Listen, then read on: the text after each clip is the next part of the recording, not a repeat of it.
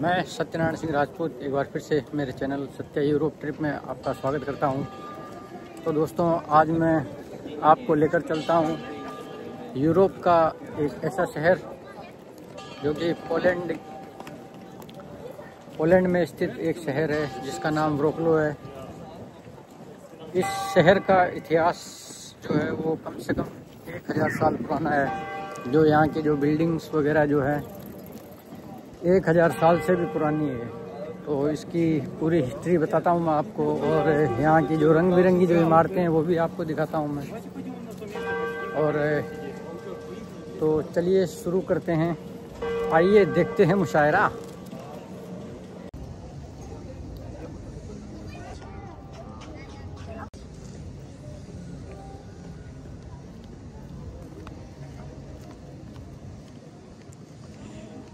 व्रोक्लो इस शहर की अगर शुरुआत की बात करें तो ये इसकी जो नींव जो रखी गई थी वो 10वीं सदी में ही रखी गई थी।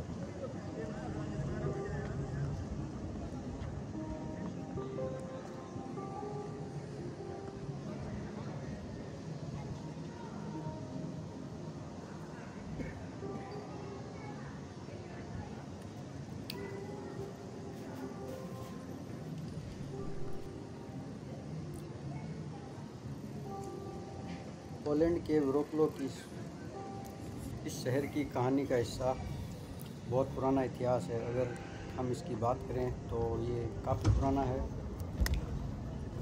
बल्कि सदियों से बदलते साम्राज्यों, युद्धों और संस्कृतियों का गवाह है ये। तो इसके लिए ये बहुत ही रोमांचक है। तो मैं आपको इसका जो भी सिस्टम है, जो भी मतलब इसकी पूरी हिस्ट्री है वो बताता हूँ। व्रोक्लो जिसे पोलिश में प्रोस्टोवा कहा जाता है, ये है ओडर नदी के किनारे बसा हुआ, जो मैंने वीडियो में दिखाया हुआ है वो एक छोटी सी नदी है। इस शहर का इतिहास हज़ारों साल पुराना है।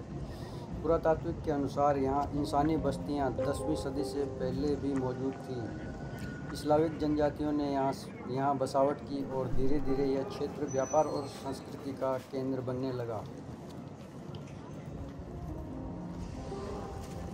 10वीं सदी में यह बोहेमियन चेक डची का हिस्सा था। बाद में यह पियास्ट वंश के पोलिश शासकों के अधीन आया, जो यहाँ के राजा थे। ब्रोस्टिलास, जो कि इसका पुराना नाम था, अभी इसको व्रोक्लो कहा जाता है। यह एक इनका जो शासक था। हम इस व्रोक्लो शहर की बात करें तो यहाँ का जो शासक था, ये जो व्रोक्लो नाम पड़ा है ना, ये यहाँ के शासक ब्रोस्टिस्लाव, इसके नाम से ये व्रोक्लो नाम पड़ा इसका। और यहीं से इसकी शुरुआत हुई। 12वीं और 13वीं शताब्दी में व्रोक्लो यूरोप के सबसे महत्वपूर्ण शहरों में से गिना जाता था। यहाँ जर्मन, पोलिश, चेक और यहूदी समुदाय रहते थे, जिससे शहर की संस्कृति विविध और समृद्ध हुई। 1241 में मंगोलों ने इस शहर पर हमला किया था और इसे जो ये व्रोक्लो शहर है इसको बहुत ज़्यादा नुकसान हुआ। लेकिन यहाँ की जो सरकार है या जो गवर्नमेंट थी या जो भी आप कह सकते हो, तो उन्होंने क्या किया, इसको बहुत ही जल्दी से संभाल लिया।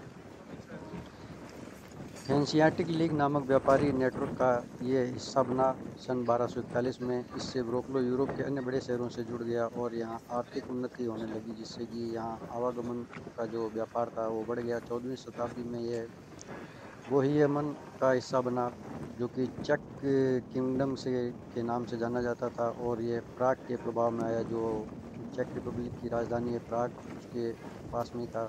फिर यह 16वीं शताब्दी में हैब्सबर्ग साम्राज्य के अधीन हुआ, जो उस समय में जो राजा वगैरह जो चलते थे ना वो। तो जैसे जैसे सत्ता बदली वैसे वैसे पोलैंड का ये देश भी बदला, रंग भी बदला।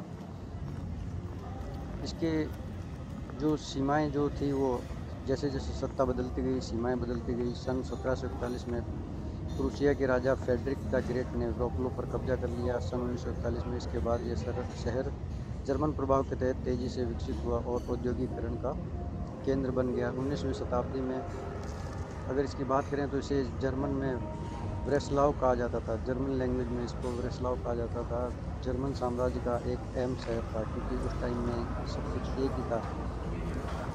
यहाँ के अगर जो इंफ्रास्ट्रक्चर की बात करें तो यहाँ जो रेलवे, फैक्ट्रियाँ और आधुनिक शिक्षा संस्थान स्थापित हुए सन 19वीं शताब्दी में।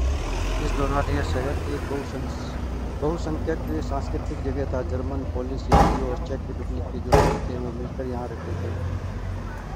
अब बात आती है जब द्वितीय विश्व युद्ध हुआ, उस टाइम पे अगर हम बात करें इसकी, तो उस टाइम तो इस देश की या इस शहर की ऐसी की तैसी हो गई थी। लेकिन 20वीं शताब्दी में इस शहर की किस्मत फिर से बदल गई, क्योंकि नाजी जर्मन के दौरान ब्रेस्लाव एक बड़ा प्रशासनिक केंद्र बन गया था। द्वितीय विश्व युद्ध के अंत में जब सोवियत संघ की रेड आर्मी यहाँ पहुँची, तब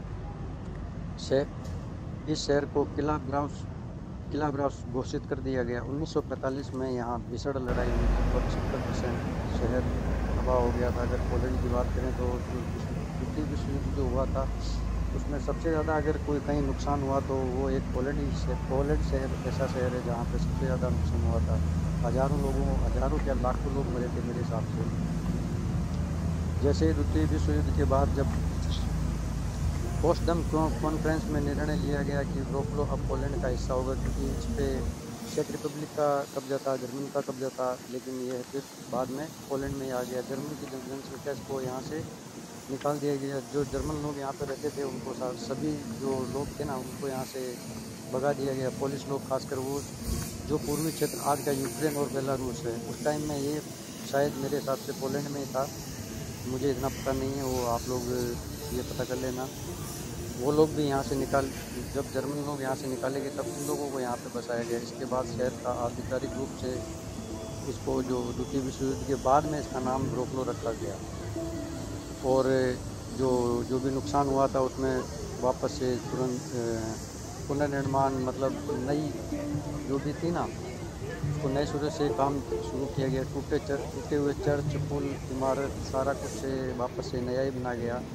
आज का जो अगर वरोक्लो है ना वो पोलैंड के सबसे खूबसूरत शहरों में से एक है। यहाँ का मार्केट स्क्वायर यूरोप के सबसे बड़े टाउन स्क्वायर में गिना जाता है। अगर कभी भी आओ पोलैंड तो वरोक्लो जरूर आना। ओल्ड टाउन में घूमने के लिए बहुत अच्छी जगह, मज़ा आ जाएगा।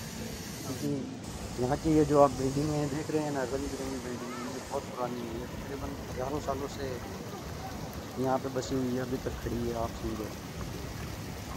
लेकिन जैसे ही 20वीं सदी आई तो गॉथिक आर्किटेक्चर वाली चर्च जो मैं आगे बताऊंगा, और यहाँ की जो रंगीन इमारतें और ये जो नदी इस पर रंगीन पुल बनाए गए, वरोक्लो को अक्सर पोलैंड का वेनिस कहा जाता है, क्योंकि यहाँ तकरीबन पूरे वरोक्लो में अगर जो यहाँ के पुल है ना उनकी अगर बात की जाए तो कम से कम 100 से ज़्यादा पुल हैं और कई द्वीप हैं। यहाँ की यूनिवर्सिटी ऑफ वरोक्लो यूरोप की सबसे प्रसिद्ध यूनिवर्सिटी है। 2016 में वरोक्लो को यूरोपियन कैपिटल ऑफ कल्चर का भी दर्जा दिया गया है यहाँ पे।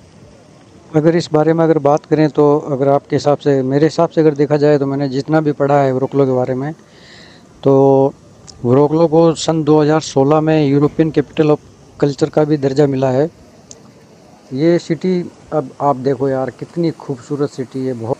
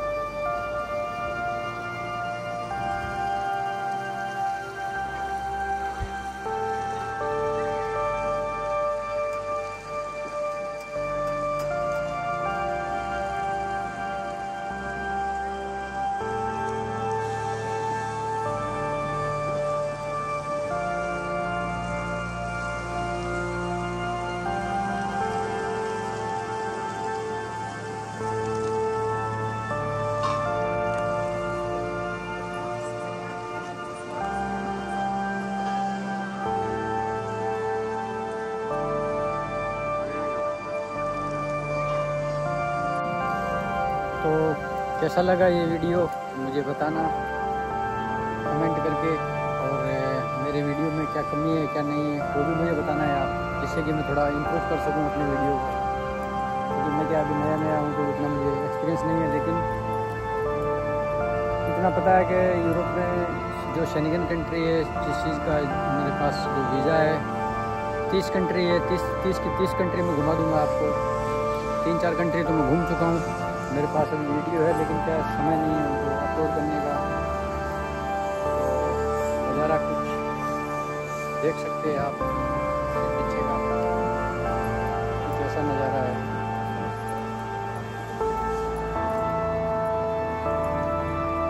ये पोलैंड की most of the beautiful country, जो सिटी, इसका नाम व्रोस्लो, इसको 2-3 नामों से जाना जाता है।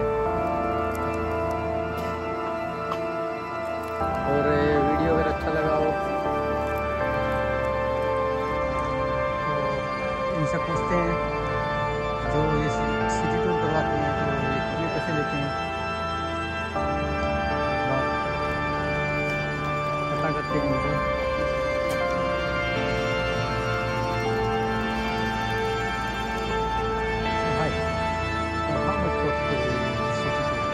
Alone or with the group? Alone. Okay, so we have different time options for you, yeah? From the half an hour to hour and a half, yeah? The half an hour is around the main square, you can see the University Square, the Old Town, yeah? And it's 190 zloty for you.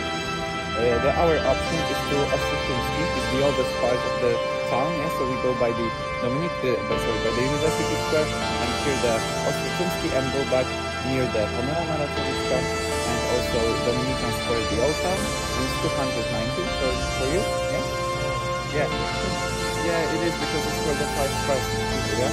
So if you're in a bigger group, then it's what it's like, yeah? Yeah, I can give you the card if you maybe call it over. This is your number, right? Again? This is your mobile number. Yeah. So if you would like to come, you can also call me if you have bigger group. Any offer? Once again? Any offer? Huh? Any offer? Offer of a group? No. Only. Yeah, so like we can just do some 20 zloty sales, so we can like maybe 170, but I cannot go lower, yeah? Because it's not worth, yeah? If you have bigger group, it's worth, yeah? Alone. Yeah. Yeah, I see. Thank you.